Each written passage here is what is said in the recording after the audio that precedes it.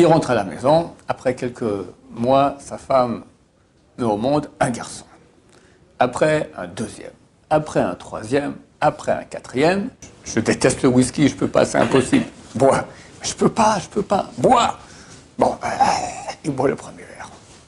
Et quelqu'un m'a témoigné une fois, j'étais à Marseille, il m'a témoigné qu'il recevait Baba Saleh chez lui, et que Baba Saleh avait une petite chambre pour lui, puis il priait là-bas. Puis à un moment, le conducteur, il prend une route, Baba Saleh dit c'est la fausse route. Il buvait un thé le soir avec un peu de pain et un peu de piment. D'accord, c'était ça son repas. Le Rav, il fait très très attention à chaque détail de halakha. Le Rav, il regarde, ah bien, c'est bien.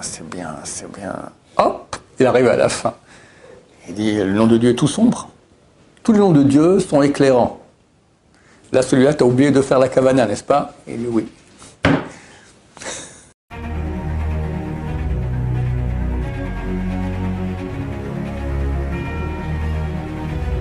Donc on continue un deuxième cours à votre demande sur Baba Saleh.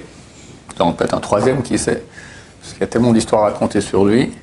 On dédie ce cours-là pour la victoire du peuple d'Israël sur ses ennemis, le retour de tous les prisonniers à la maison sains et saufs. Amen.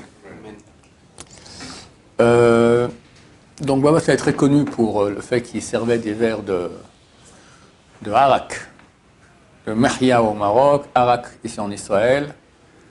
Il mettait un foulard au-dessus de la bouteille et servait comme ça pendant des centaines de personnes. Et ça ne s'arrêtait pas. Mais pourquoi il faisait ça? Alors, c'est dur à savoir, on ne sait pas exactement, mais c'est clair que ces verres qu'il donnait aux gens avaient des pouvoirs extraordinaires. Il y a un grand rabbin, un grand Rosh Yeshiva. J'ai raconté une fois une histoire, j'ai raconté son nom. Je préfère pas raconter son nom, bien que je pense qu'il n'y a pas de la chose arabe, parce que lui-même m'a raconté ça. C'est un grand Rosh Yeshiva actuellement en Israël, assez vieux, et un des membres de son équipe de rabbanim, c'est le gendre de Baba Saleh. Zal, il est mort dernièrement. Et de ce fait-là, il a dit à son gendre, amène-moi chez Baba Saleh. Ok, mais chez Baba Saleh, vous êtes très content de recevoir le Rosh Yeshiva, il installe, etc. Et il lui donne c'était des verres verts, hein. C'est pas un petit verre de harak que tu vois comme ça, c'est un gros verre comme ça. Bon, le Rav, entre le Rav Yehuda, c'est son prénom, je ne vais pas dire son nom de famille, il dit désolé, Kvod Rav, mais j'ai un ulcère, je vois ça, c'est directement l'hôpital. Alors Rav lui dit Rofer Hinam Omer Shatabari. Le médecin gratuit, c'est donc Dieu, dit que tu es en bonne santé. Bois. Bon, très embêté. Il s'est dit, je vais me débarrasser du verre en douce. Puis en fait, il y avait 20-30 personnes là-bas, tout le monde le regarde comme ça, parce que tout le monde aurait bien voulu avoir le verre. Il ne sait pas quoi faire. Alors il dit aux gens de Baba Saleh, bon, je bois le verre, mais on part d'ici directement, on va directement à l'hôpital. Et il boit le verre.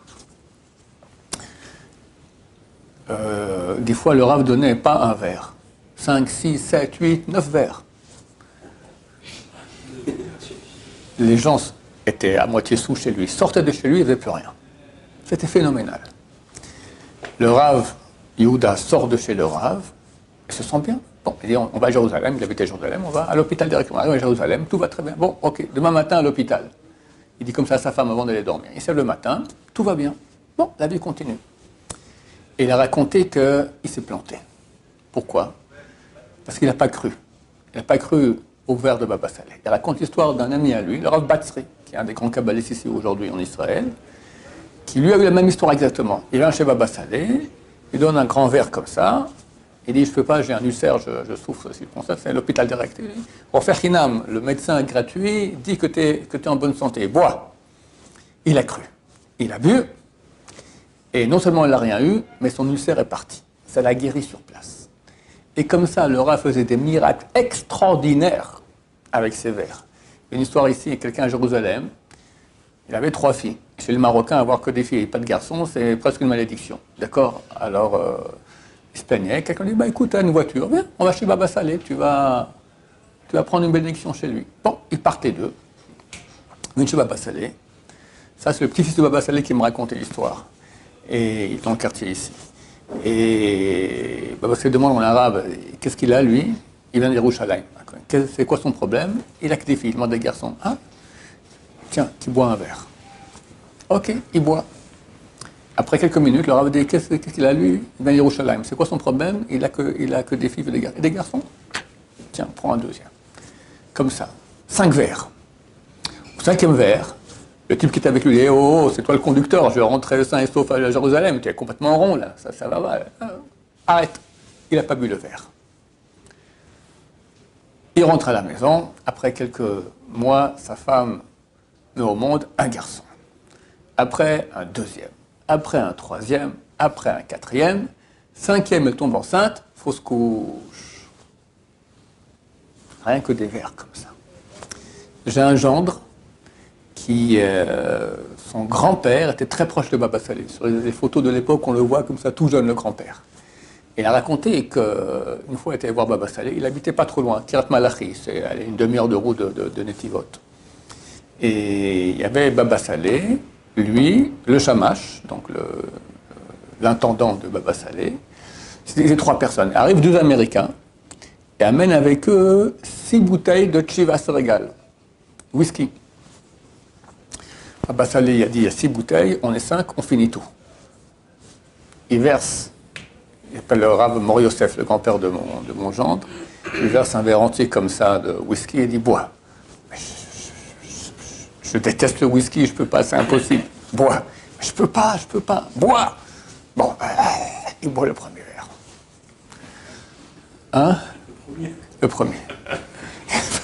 6 bouteilles pour 5 personnes. Au bout d'un moment, les 2 Américains étaient par terre, complètement sous déjà. Baba Salé, il devenait tout rouge.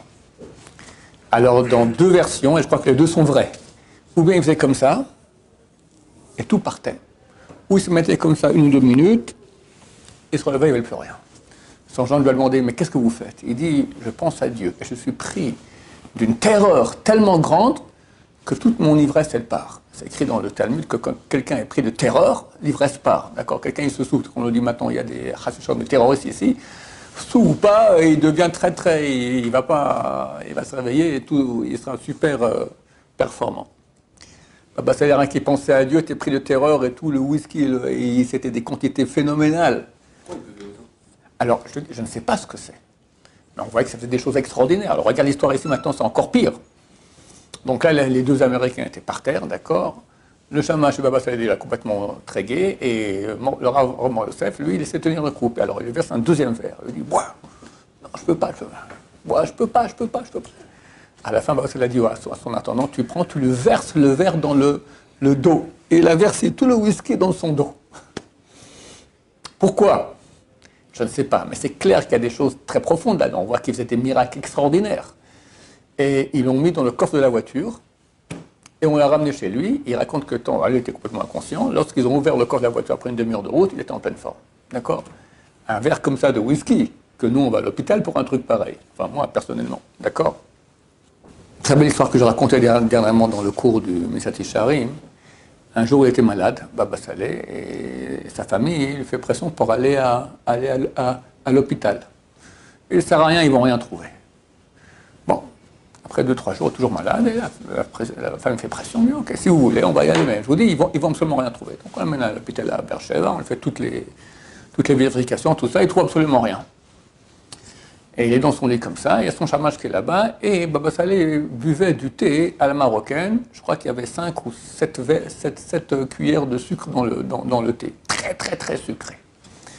À ce moment, il y a le professeur qui rentre, et il voit que le chamash prépare le thé comme ça pour...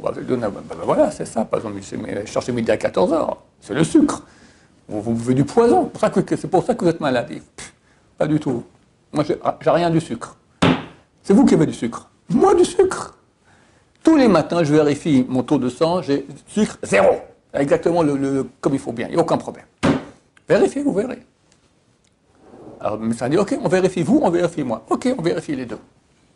Et il voit, Baba Salé, pas de sucre. Le professeur, un taux effarant de sucre. Il dit, c'est pas possible. Sûrement, ils se sont trompés dans la vérification. Et on refait.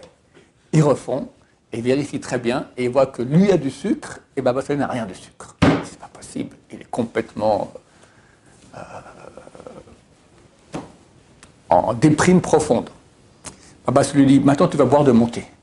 Mais c'est pas bien. Bois de mon thé, tu verras, tu n'auras plus de sucre. Il boit le thé avec tout le sucre. Maintenant, on fait la vérification. Il fait la vérification, zéro. Tout est parti. Bon, tu comprends de quoi on parle, hein? Tout ça grâce à quoi? Sainteté, proximité de Dieu, étude de Torah, étude de Torah. J'ai vu sur son fils, et je pense que le père n'était pas différent que son fils, Rabbi David Abou Hassera a témoigné sur son père Baba Meir, jamais de sa vie il était endormi à minuit. D'après la Kabbalah, c'est très bien d'étudier la Torah à minuit et faire Tikkun Chatzot. Quand quelqu'un est endormi à minuit, il goûte au goût de la mort.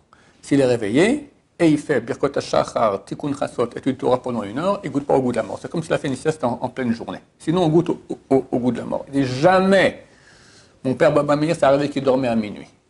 Quand il était petit, son père Baba le levait tôt, au milieu de la nuit, comme ça, à minuit. Sa mère a dit, mais ça va, il est trop jeune, laisse-le. Si j'habitue pas maintenant, jamais il se lèvera comme ça. Donc, et le père faisait cela, c'est dans la famille aussi, on voit chez Rabbi Yaakov, le grand-père Baba Saleh, il parle dans ses livres de l'importance de cela. Donc c'était des géants. Et regardez quel miracle ils faisaient. Une fois, il avait 70 ans, il était à la yeshiva en France. Je crois que ça s'appelle Bufflin, une yeshiva de Chabad, proche de Paris. Il y avait là-bas un des jeunes qui s'occupait de lui. C'est au mois de Elul. Au mois de Elul, Baba Saleh faisait beaucoup de Tanit Efsaka, comme on a dit, des jeûnes de la semaine entière. Mais l'un après l'autre. Donc il ne mangeait pas depuis le samedi soir jusqu'au vendredi soir. Il mangeait très peu à Shabbat et de nouveau rebelote comme ça pendant une semaine entière. Il a fait ça, je crois, 3 fois de suite. L'élève a dit, Kvod Arav, vous vous mettez en danger comme ça ne va pas. On ne peut pas ne pas manger 3 semaines de suite avec un peu que manger à Shabbat. Ça ne peut pas continuer comme ça. Alors celui-là a dit, écoute, j'ai 70 ans. Toi, quel âge tu as? 18 ans. Viens, on fait une course maintenant. Tu verras, je vais courir, je vais arriver avant toi. Je suis plus fort que toi. Sache que notre force, notre vie ne vient pas de ce qu'on mange. Elle vient de Dieu.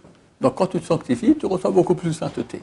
Chers amis, j'interdis à tout le monde ici de jouer à ça. N'est-ce pas? Vous mangez tous normalement, quand tu vas manger, à boire, mais savoir qu'on peut se sanctifier et au moins, peut-être moins manger et boire ce qui est bon.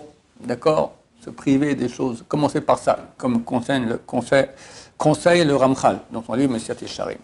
Son gendre raconte qu'une fois ils dormaient ensemble le soir, chacun dans son lit, mais dans la même chambre. Au milieu de la nuit, tout à coup, il entend Baba Saleh qui dit les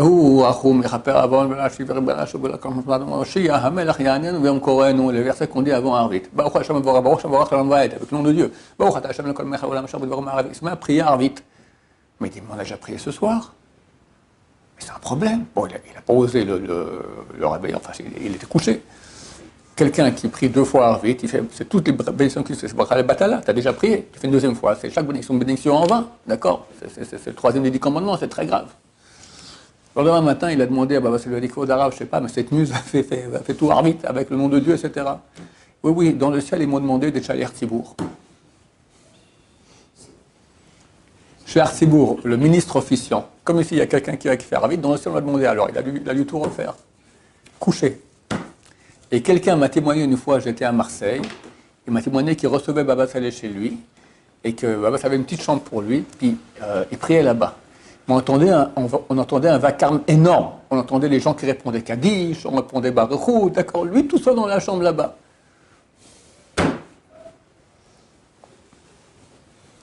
Il raconte que une fois Baba Saleh s'est mis comme ça, et il a monté, je crois, il dit 250 étages, et il a commencé à parler avec Mashiach.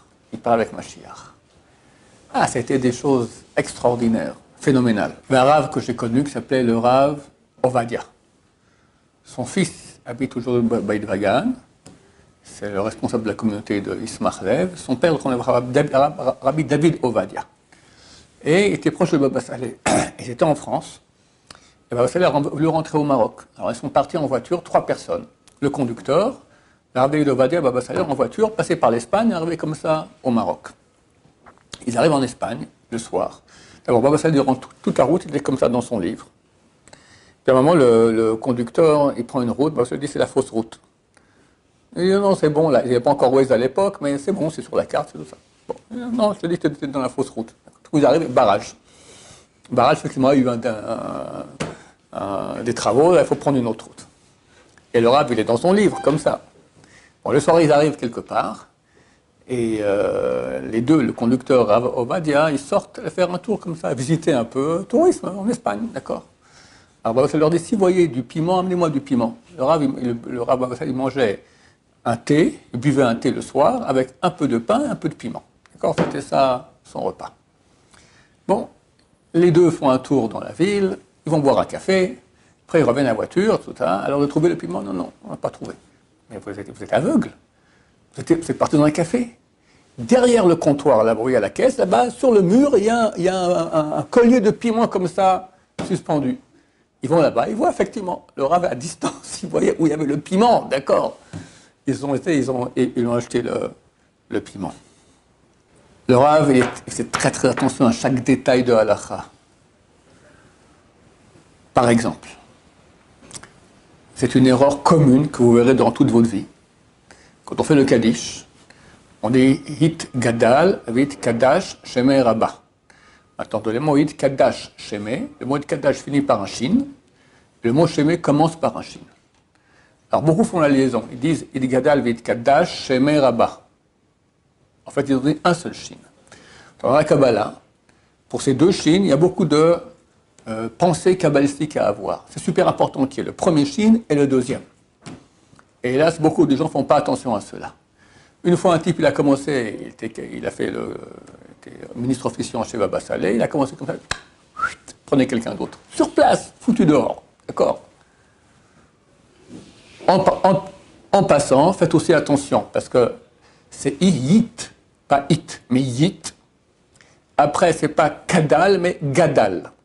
Yit, gadal, et yit, kadash. Les gens font le contraire, des fois ils disent yit, kadal, et yit, gadash. Ça va pas. Et en passant, c'est déjà dans la bonne prononciation, comme on fait chez Ma Israël. Comment est-ce qu'on dit Israël? Vas-y, dis-le-moi. Ouais, dis-moi le deuxième mot du Shema Israël. Répète le deuxième, que le deuxième. Faux. Toi. Répète le deuxième. Comment? Ah, c'est mieux déjà. Toi. Répète. Faux. Israël. Bien. Et toi? C'est bien. C'est des bons élèves. Toi, tu es nouveau encore. La majorité complète des gens font faux.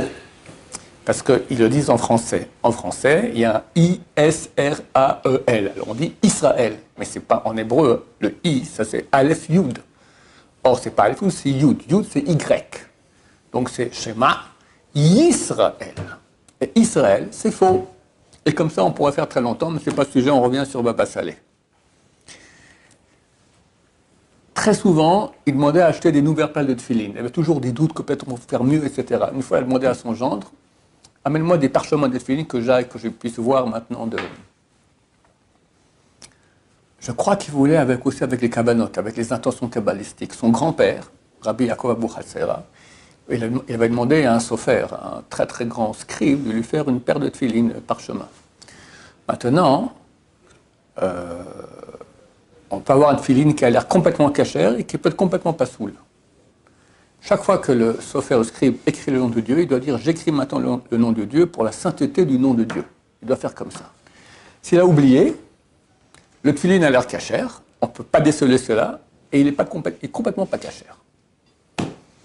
Alors, le type, il a écrit tout le tefiline, ça prend beaucoup d'heures de travail, avec attention kabbalistique, etc. Puis le dernier nom de Dieu, il a oublié de faire ça. Maintenant, c'est une épreuve. Pourquoi? Parce que c'est des heures, peut-être 2 semaines de travail, d'accord? Et si le nom de Dieu, il n'est pas bien, il faut refaire tout, d'accord? On ne peut pas effacer le nom de Dieu et refaire. C'est bon, jamais ça comme ça au Rav, pauvre type. Le Rav, il regarde, ah bien, c'est bien, c'est bien, c'est bien. Hop, il arrive à la fin. Il dit, le nom de Dieu est tout sombre. Tous les noms de Dieu sont éclairants. Là, celui-là, tu as oublié de faire la kavana, n'est-ce pas? Il dit oui. Bon, je vais gentil avec toi, je te redonne de l'argent. Comme si je t'ai acheté cela, vas-y, tu me refais une autre paire, mais tu n'oublies rien. Essaye pas de m'avoir la prochaine fois. Ça, on ne peut pas le vérifier. Ah, on ne peut pas vérifier. Il faut prendre film chez quelqu'un de super cachère et prier, espérer que c'est cachère. Espérer. Et à ce propos, justement, Baba Saleh disait « Je loue la coutume de la ville de Sofrou. » Il y a une ville au Maroc qui s'appelle Sofrou. Et là-bas, ils avaient une coutume qui mettait les tefilines sans bénédiction. Pourquoi? Parce qu'ils avaient un doute, peut-être que le tefilin n'est pas cachère. Alors, si tu fais une bénédiction sur un tefilin non cachère, alors non seulement tu n'as pas fait la mitzvah de tefilin, mais tu as fait une bénédiction en vain, ce qui est très grave, c'est rappeler le nom de Dieu en vain, c'est le troisième des 10 commandements. Et pourquoi je prends un doute? Pourquoi je prends un risque? Je mets le tefilin, s'il est valable, je fais la mitzvah, au moins des tefilin. S'il n'est pas valable, au moins je ne peux pas dire le nom de Dieu en vain. Ils mettaient les tefilin sans bracha. Baba Saleh disait, je loue leur coutume. Je pense que je ne me trompe pas si je dis qu'aujourd'hui, en tout cas en France, la majorité des tefilin ne sont pas cachères. Je pense que je ne me trompe pas, j'espère que je me trompe. C'est pour ça que quand les gens viennent ici, très souvent on leur vérifie le tefilin, on voit plein d'erreurs. Tu nous as montré tes tefilin, toi? Tu as corrigé, tu viens de les corriger maintenant. Voilà. Il y a plein de problèmes. Ce qu'on voit, ce qu'on ne voit pas. Il y a des tas de problèmes qu'il peut y avoir qu'on ne voit jamais, on ne peut pas savoir. Et les gens sont tellement affamés de faire de l'argent, donc ils font des tefilin qui ne sont pas cachères, qui ne vont pas, ils les vendent. C'est terrible, terrible, terrible, terrible. Baba Saleh, chaque quelques mois, il voulait acheter une nouvelle paire, etc. Pour être certain. Alors, une fois, il a demandé à son gendre d'aller chez 3 grands scribes kabbalistes à Jérusalem, les meilleurs, il veut voir leur parchemin. Chacun est super honoré qu'il va écrire le film de Baba Saleh, tu parles. Après, c'est la belle vie, d'accord? Alors on amène les parchemins chez Baba Saleh, il dit je pense qu'à l'argent. Encore un deuxième, lui aussi pense qu'à l'argent. S'il y a une erreur. Et je ne sais pas si c'est dans ce cas-là une autre histoire que raconte son gendre aussi, qu'il a ramené le film chez le sofer, le scribe, il a dit il y a une erreur. Et c'est pas possible. Le scribe, il relit tout bien comme il n'y a aucune erreur. Et Baba Saleh ne s'est pas trompé, une 3e fois il relit tout, il n'y a pas d'erreur. Ils sont mis les deux ensemble, ils sont allés, et à la fin ils ont trouvé une erreur, il y avait 2 lettres inversées, on ne pouvait presque pas ne pas le voir, on ne pouvait pas se rendre compte de cela. Il y a des trucs comme ça, tu crois, hop, et Baba Saleh, à la seconde il voit, alors, un tefilin il doit être lumineux, d'accord. Il y avait un rav ici, c'était le Rosh HaYeshivot en Israël, c'était le rav du Rav Shach, c'était le rav Even Haezel, il a écrit un livre qui s'appelle Even Haezel. Un jour, on lui amène un verre d'eau, il dit, mais le verre n'est pas trempé au mikvé. Il dit, comment un verre, tout ce qui est en verre, en métal, doit être trempé au mikvé. Le verre n'est pas trempé au mikvé. Mais comme vous ne voyez pas ici, le nom de Dieu, il n'apparaît pas. Il y a des gens qui ont des yeux purs, ils n'ont pas regardé les bonnes femmes dans la rue, ils ont travaillé des années comme ça, ils purifient leurs yeux, ils voient le nom de Dieu. Une fois, c'est la guerre du Liban, première guerre du Liban, 82. Baba Saleh est décédé en 84. En 82, il y a la guerre du Liban, et un des soldats qui était là-bas, on lui dit sa fille est tombée malade, grave, elle est à l'hôpital, qui prenne un congé. C'était à Beersheba. Il est descendu donc, depuis le Liban jusqu'à Beersheba, au sud du pays, puis il s'est dit, je vais passer chez Baba Saleh. Chez Baba Saleh, il lui dit, tu prends de cette eau-là, très souvent ils ont de l'eau bénie, tu l'enduis, ou des fois à boire, enfin toutes sortes de posologies différentes, elle va guérir, t'en fais pas. Et tu la sors de l'hôpital. Il arrive là-bas, il enduit sa fille, tac, il la sort de l'hôpital. Des fois, les médecins hurlaient, mais jamais de la vie, il la mettait en danger, etc. Et les gens guérissaient comme ça.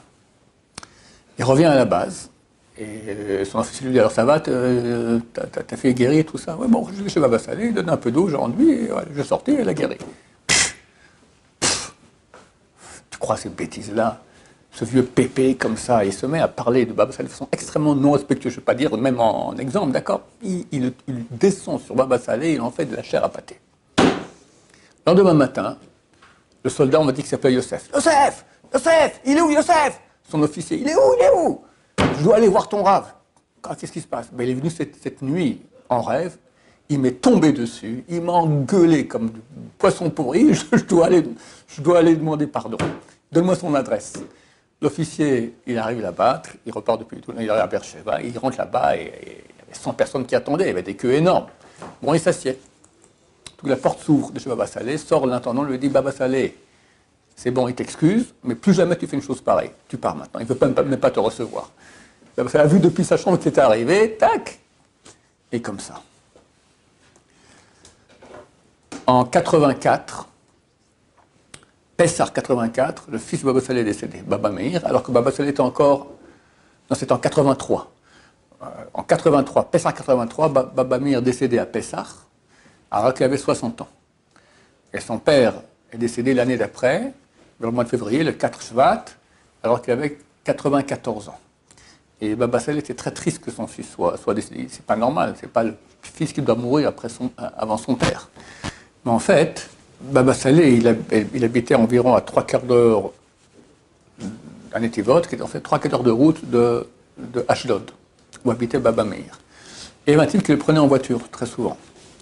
Une fois, très souvent, ça avait été le chavruta de mon chavruta. J'avais un chavruta, que j'étudiais pendant 15 ans, qui lui étudiait dans Yeshiva Negev, la Yeshiva qui était à 300 mètres de la maison de Baba Saleh.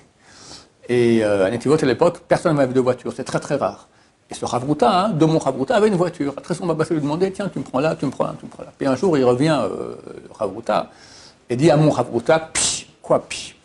Ben, c'est extraordinaire, quoi. Ben, j'ai pris Baba Saleh, il a voulu aller voir son fils à Ashdod.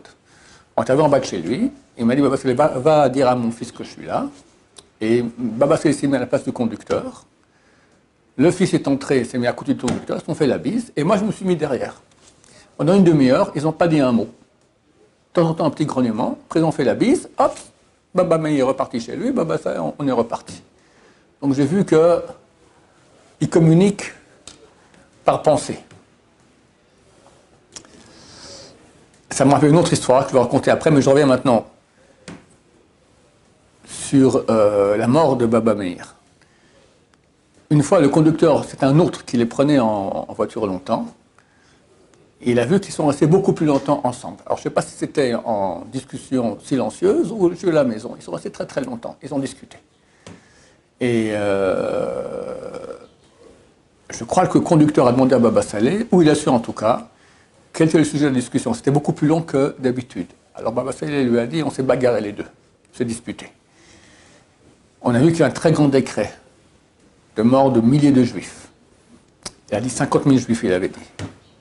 Et on s'est bagarré qui mériterait de mourir pour aller annuler le décret. Et c'est mon fils qui a gagné. Il est tombé malade, et en quelques jours il est mort. Enfin, il était malade pendant longtemps. Il avait la maladie, puis après il est mort et terminé. Ça a dit, il a sauvé la vie de 50 000 personnes. Idem son frère aussi, Israq Abou Hatzera, Baba Haki.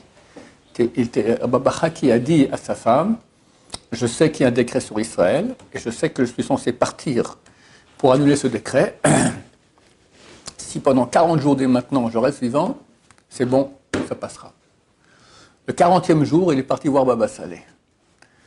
Ils ont discuté, Baba Saleh lui a dit, reste, ne rentre pas à la maison, reste ici dormir la nuit. Non, je dois y aller, demain je dois me réveiller pour le minyan, machin, etc. Reste. Bon, il est parti quand même. Dès qu'il a quitté la maison de Baba Saleh, il y avait aussi le rabbin Ben Tov là-bas, le rabbin qui vérifiait les mezuzot, d'accord. Les deux étaient là, Baba Saleh a enlevé ses chaussures, il s'est mis à pleurer. Il dit, voilà, maintenant mon frère va mourir pour sauver la vie à 50 000 personnes. Il a fait un accident de voiture terrible, il était 4 dans la voiture, tous sont morts, et puis voilà. Ça arrive très souvent que les grands d'Israël meurent. D'ailleurs, le gendre que je vous cite sans cesse, qui a écrit un livre entier fantastique, c'est un livre que j'adore, c'est un livre, pas seulement des belles histoires de Baba Saleh, mais surtout comment il se comportait, qu'est-ce qu'il pratiquait, d'après la loi, c'est très ilchatique, très très beau comme livre de Moussar pour moi. Il s'appelle le Rav David Yudayov. Et on est famille très éloignée, et ses enfants m'ont raconté qu'un des fils dormait au salon, et à 6h30 du matin, on tape à la porte. Il va ouvrir, il voit un monsieur avec une grande bague comme ça, papa est là, oui, ok. Il appelle son père va là-bas, et pendant 20 minutes environ, ils sont à la porte, et ils discutent, mais à voix basse comme ça. Et le fils, il entend son père qui dit « Ken, oui, comme ça, bon. » Et après, dans 2 semaines après, le père David Yodéav raconte à son fils l'histoire suivante. Il lui raconte que quand il était jeune, il y avait à l'époque, c'était le Kafahaim. Le Kafahaim, c'était le grand posek Sfarad avant le Rav Ovadia Yosef, ici en Israël. Il vivait, je crois qu'il a dû décéder en 1950, 140, quelque chose comme ça. Il a écrit un grand livre de Halacha, le Kafahaim. Son petit-fils, le Rav Chaim Sofer, qui est un grand Rosh Yeshiva ici, de la Yeshiva Kafahaim. Le Kafahaim, ils sont venus en rêve la nuit, ils lui ont dit « tu dois mourir ». pour expier les fautes du peuple d'Israël. Sinon, il y aura un grand malheur. Il dit, mais je suis en train d'écrire mon livre, j'ai encore 2 tomes à faire. Allez plutôt voir le Rav Ephraim Cohen. Bon. Le matin, il va à la synagogue, il voit Ephraim Cohen. Ah, t'es pas parti? Non, je l'ai envoyé chez le 3e, dont j'ai oublié le nom. Rav Ephraim Cohen, c'était un grand kabbaliste. Son fils, et ce Rav, c'est le Rav Chacham Cohen qui est décédé. C'était la grande génération Sfarad, d'accord? J'ai envoyé chez le 3e. Ils ont dit, messieurs, après la prière, on va à l'enterrement de notre cher ami qui vient... Personne ne savait encore. Eux, ils ont déjà dit, on va à l'enterrement de notre cher ami qui vient de décéder. Cette histoire-là, Rabbi Levi Yodayov, il a raconté à son fils, la 3e fois, son fils dit, mais pas ça, en 2 semaines, 3 fois, tu m'as raconté la même histoire, ça va, j'ai bien compris. Pourquoi? Alors, le père dit, mon fils, il faut que tu saches, quand dans le ciel, on demande à quelqu'un de partir, il faut accepter. Quelques jours après, Rabbi Levi Yodayov, il est décédé. Pendant les 7 jours de deuil, qui est venu consoler? L'homme qui avait tapé à la porte avec la grande barbe. C'était un Ashkénaze. Et il a expliqué qu'il savait que dans le ciel il y avait un grand décret, c'est Rabbi David qui devait mourir pour partir, et il a accepté de mourir pour Am Israël. Donc ça arrive des choses pareilles, il faut savoir que ce sont des choses qui arrivent. Et je finis avec la dernière histoire. La première, c'est une histoire qui se comprend bien au moyen de 3 histoires. La première, j'ai déjà raconté, qu'on a vu comment Baba Salé Baba Meir, il discutait sans prononcer. Deuxième histoire, celle que m'a racontée, c'est les 2 dernières, les 2 m'ont été racontées par le Rav Grossman, le Rav Yitzhak David Grossman. Dernièrement, il a dit sur Internet, jusqu'à Pessah, Mashiach reviendra. D'accord, c'est un monsieur qui a des établissements dans le nord du pays, à Migdal Or. C'est un chassid de Karlin, dont le père était un très grand possédé ici à Yerushalayim. Et lui, il était très très proche d'un Admor que Baba Salé adorait. C'était l'Admor de Lelov. Grand sadique. Si Baba Salé l'aimait, c'est un grand sadique. Pour vous dire juste que quand il est mort, j'ai eu la chance d'aller à son enterrement, il pesait 24 kilos. Toute sa vie, il a jeûné. Pendant 50 ans de suite, il jeûnait tous les jours. Et je crois qu'il finissait tous les télim avant de faire Shachrit. Le Rav Grossman était très proche de Admor de Lelov. Il était jeune, pas encore marié. Il voulait participer au soir du Seder de Admor de Lelov, à Bnei Brak. Mais l'Admor de Lelov ne recevait que des gens mariés, pas des gens pas mariés. Les gens pas mariés, ils ont toutes sortes d'images dans la tête, tout ça. Il ne voulait pas de ça sur sa table. Non, il s'est faufilé. Il a vu que le Rav l'a vu, il ne lui a rien dit. Il me racontait, Rav Grossman, qu'il faisait la galop Pessah très rapidement, mais c'était une vraie bataille. Il se battait contre des forces titanesques. Il se levait au milieu, comme ça, en disant la Haggadah, et se roulait sur le mur. Il tournait comme ça sur le mur, tout le long de la salle, comme ça, en disant la Haggadah. Puis à la fin, il s'assied, il s'affale sur sa chaise, épuisé, fin de la Haggadah. Et il voit le Rav Grossman de loin, et il dit « Itchi David », son nom c'est Yitzhak David, mais on dit « Itchi David ». Vous êtes des chassides de Karlin, n'est-ce pas? Il dit oui. Alors pourquoi ton père, il fait la Gada avec les intentions kabbalistiques de Chabad, Lubavitch? Il dit, je ne sais pas, je lui montrerai. Après la fête, le Rav Grossman rentre à la maison à Jérusalem, il dit, papa, dans quelle Agada tu as fait la Gada de Pessah? Bah, tu sais, nous on est Karlin, on mange le Karlin, mais quelqu'un m'a offert une très belle Agada avec les intentions kabbalistiques de Chabad, je fais Chabad cette fois-là. Le Rav, il a Bnei Brak, qui voit les intentions kabbalistiques de quelqu'un à Jérusalem. Phénoménal. La dernière histoire, la voici. Un jour, le Shamash, l'intendant de Baba Salé, c'est un dimanche, revient en fin d'après-midi. Il arrive chez Baba Salé. Où t'étais? J'étais à Méron. T'étais à Méron? Méron, c'est la tombe de Rabbi Shimon Bar Yochai. Qui y avait là-bas? Il y avait l'Admor de Lelov. Quoi, l'Admor de Lelov est à Méron? Viens, on y va. Quoi, viens, on y va? À l'époque, pour venir de Méron à Nétéos, c'est 7 heures de route. D'accord? Baba Salé était très très vieux déjà. Mais quel âge il avait? Il avait 90 ans. Baba Salé lui a dit, on y va maintenant. Il était vieux, très très vieux. Faire une route pareille. Mais Baba Salé décide une chose, il ne bouge pas. Ils partent en voiture, ils arrivent à Méron, et directement ils rentrent, il y avait la salle, c'était la salle de la police en fait, et là-bas ils ont mis un lit pour l'Admor de Lelov, qui était malade, qui était immobilisé, il était paralysé, d'accord, il était dans son lit. Et Baba Saleh rentre là-bas. Qui était présent? Le Rav Grossman. Il m'a raconté l'histoire. Il m'a raconté 2 fois l'histoire avec 2 ans d'écart entre la première et la deuxième version, qui sont les mêmes. Pour la deuxième fois, je vais poser une question, je vous dirai tout de suite laquelle. Et Baba Saleh se met à regarder dans les yeux la demande de l'élève, comme ça pendant 10 minutes, sans rien dire. Discussion silencieuse. La deuxième fois, je lui dis, mais quel regard ils avaient? Il m'a dit un regard d'amour l'un pour l'autre. Et après Baba Saleh, il sort. Rav Grossman le prend par le coude comme ça, et il va à la tombe de Rabbi Shimon Bar Yochai, mais pas l'endroit des hommes, l'endroit des femmes. C'était en plein hiver, donc c'était pas, on pouvait personne là-bas.